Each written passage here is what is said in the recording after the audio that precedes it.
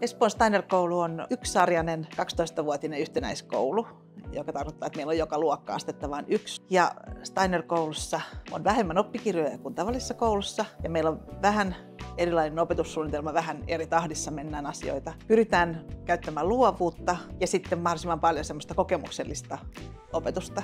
Mä oon ollut Espoon Steiner-koulussa koko mun opettajauran töissä, että tää on mun koulu, näin koen. Eli ensi syksynä tulisi 25 vuotta. Mulla on aina ollut ihania kollegoja ja koulu on mukavan kokoinen, pieni. Oppii tuntemaan kaikki oppilaat, oppii tuntemaan kaikki kollegat ja täällä on ollut tosi hyvä olla. Ja sitten tietysti tämä meidän kaunis rakennus, niin ei ole ollut mitään tarvetta koskaan miettiä koulun vaihtoa.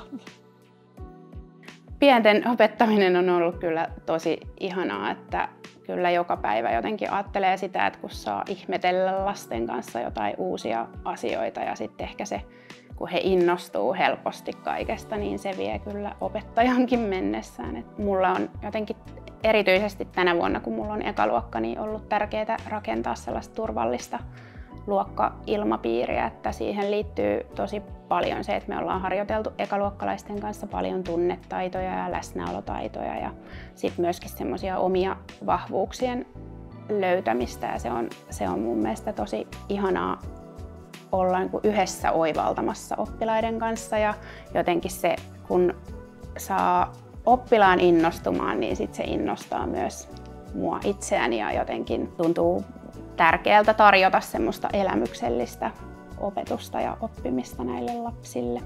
Se on myös tosi tärkeä osa Steiner-pedagogiikkaa, että perheet tulee tutuiksi ja on sillai läsnä tässä lapsen ja koulun arjessa.